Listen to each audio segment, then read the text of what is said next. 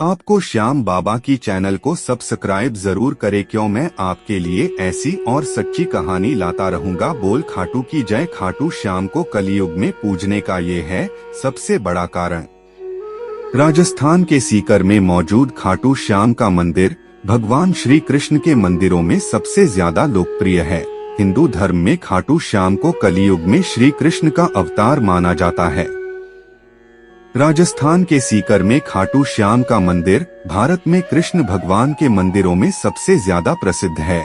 खाटू श्याम जी को कलयुग का सबसे फेमस भगवान माना जाता है। सीकर जिले में स्थित खाटू गांव में बने खाटू श्याम के मंदिर को काफी मान्यता मिलती है। ऐसा कहा जाता है कि श्याम बाबा से भक्त जो भी मांगता है वो उन्हें लाखों करोड़ों बार देते हैं। यही वजह है कि खाटू श्याम को लखदातार के नाम से जाना जाता है।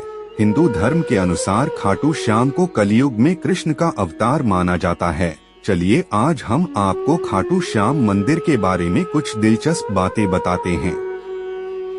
बाबा खाटू श्याम का संबंध महाभारत काल से है। ये पांडुपुत्र भीम के पोते थे। ऐसा कहा जाता है कि खाटू श्याम की शक्तियों और क्षमता से खुश होकर श्री कृष्ण ने इन्हें कलयुग में अपने नाम से पूजने का वरदान दे डाला था। वनवास के दौरान जब पांडव अपनी जान बचाते हुए इधर उधर घूम रहे थे, तब भीम का सामना हिडिंबा से हुआ। हिडिंबा ने भीम से एक पुत्र को जन्म दिया जिसे घटोखा कहा जाता था। घटोखा से पुत्र हुआ बर्बरीक। इन दोनों को अपनी वीरता और शक्तियों के लिए जाना जाता था। जब कौरव और पांडवों के बीच युद्ध होना था, तब बर्बरीक ने युद्ध देखने का निर्णय लिया था। श्री कृष्ण ने जब उनसे पूछा कि वो युद्ध में किसकी तरफ हैं, तब उन्होंने कहा था कि जो पक्ष हारेगा वो उसकी तरफ से लड़ेंगे। ऐसे में श्री कृष्ण युद्ध का परिणाम जानते थे और उन्हें डर था कि ये कहीं पांडवों के लिए उल्टा न पड़ जाए। ऐसे में कृष्ण जी ने बर्बरीक को रोकने के लिए दान की मांग की। दान में उन्होंने उनसे शीश मांग लिया। दान में बर्बरीक ने उनको शीश दे दिया, लेकिन आखिर तक उन्होंने अपनी आंखों से युद्ध देखने की इच्छा जाहिर की। श्री कृष्ण ने इच्छा स्वीकार करते हुए उनका सिर युद्ध वाली जगह पर एक पहाड़ी पर रख दिया। युद्ध के बाद पांडव लड़ने लगे कि जीत का श्रेय किसको जाता है। इसमें बर्बरीक कहते हैं कि श्री कृष्ण की वजह से उन्हें जीत हासिल हुई है। श्री कृष्ण इस बलिदान से काफी खुश हुए और उन्हें कलयुग में श्याम के नाम से पूजे जाने का वरदान दे दिया। ऐसा कहा जाता है कि कलयुग की शुरुआत में राजस्थान के खाटू गांव में उनका सिर मिला था। कहते हैं ये अद्भुत घटना तब घटी जब वहां खड़ी गाय के थन से अपने आप दूध बहने लगा था।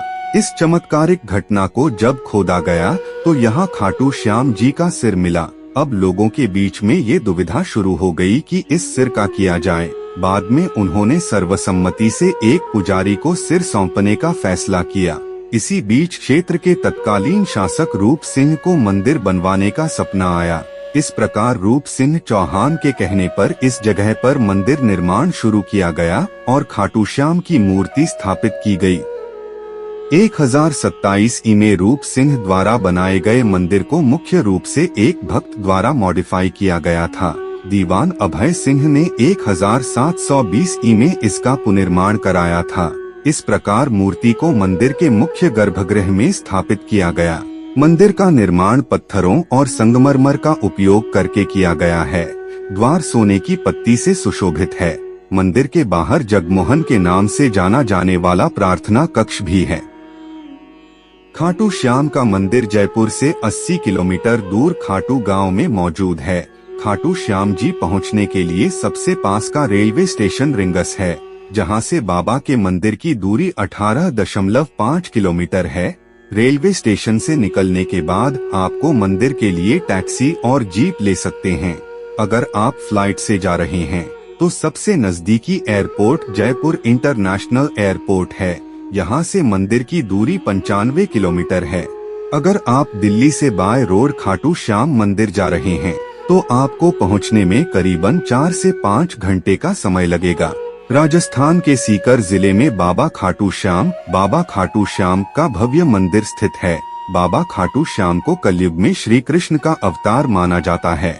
यहाँ हर साल लाखों की संख्या में भक्त इनके दर्शन मात्र के लिए आते हैं। खाटू श्याम के मंदिर के पास हर साल होली के समय भव्य मेला लगता है। इस मेले को देखने के लिए देश विदेश से हजारों श्रद्धालु आते हैं।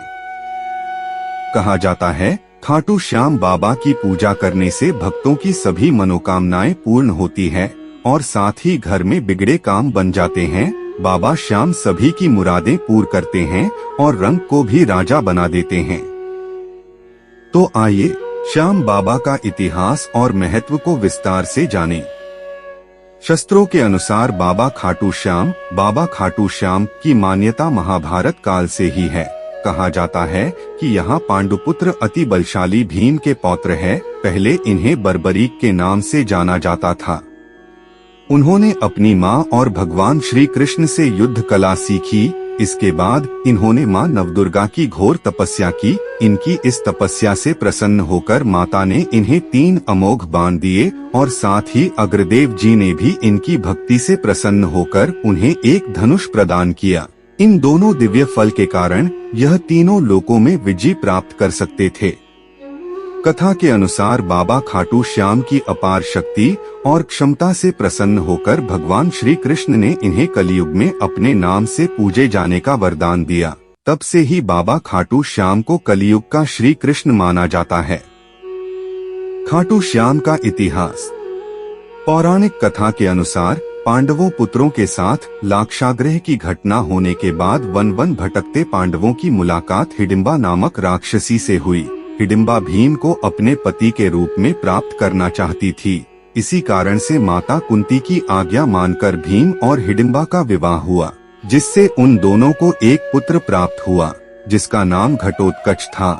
कुछ समय के पश्चात घटोत्कच का विवाह हुआ और उसे एक पुत्र हुआ जिसका नाम बर्बरीक था, जो अपने पिता से भी ज्यादा शक्तिशाली और मायावी था। बर्बरीक देवी माँ का उपासक था।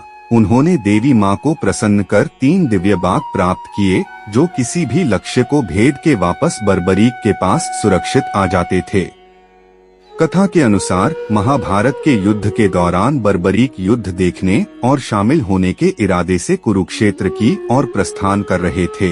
भगवान श्री कृष्ण जानते थे कि अगर बर्बरीक युद्ध में शामिल हुआ तो वह पांडवों के विरुद्ध होगा।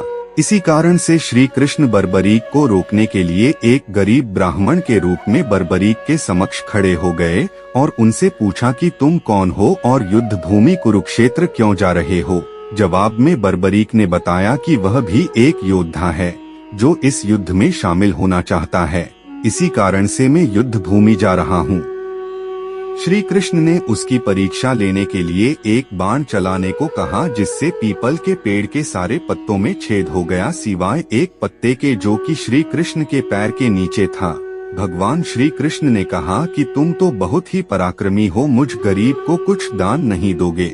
बर्बरीक ने जब श्री कृष्ण से जब दान मांगने को कहा तो उन्होंने बर्बरीक से उसका शीश मांग लिया। बर्बरीक तुरंत समझ गए कि ये कोई ब्राह्मण नहीं है, इसलिए बर्बरीक ने श्री कृष्ण को उनके वास्तविक रूप में आने के लिए कहा और श्री कृष्ण अपने वास्तविक रूप में आ गए। बर्बरीक ने खुशी खुशी दान के रूप में भगवान श्री कृष्ण को अपना शीश दे दिया। बर्बरीक ने शीश दान करने से पहले श्री कृष्ण से युद्ध देखने की इच्छा जताई, इसलिए श्री कृष्ण ने बर्बरीक के कटे हुए शीश को युद्ध क्षेत्र के सबसे ऊंचे स्थान पर रख दिया। महाभारत के युद्ध में पांडव विजय होने के पश्चात आपस में वाद विवाद कर रहे थे। तब श्री कृष्ण ने कहा, इसका निर्णय बर्बरीक का शीश ही कर सकता है। तब बर्बरीक के शीश ने कहा, युद्ध क्षेत्र में श्री कृष्ण का सुदर्शन चक्र चल रहा था, जिससे सभी लोग कटे हुए वृक्ष की भांति रणभूमि में पराजित हो रहे थे। और बर्बरीक के शीश ने यह भी कहा कि रणभूमि में द्रौपदी महाकाली के रूप रक्तपान कर रही थी। इससे श्री कृष्ण प्रसन्न होकर बर्बरीक के कटे हुए शीश को वरदान दिया कि कलयुग में तुम श्याम नाम से पूजे जाएंगे और तुम्हारे स्मरण मात्र से भक्तों का कल्याण होगा और साथ ही उन्हें धर्म, अर्थ, काम और मोक्ष की प्राप्ति होगी।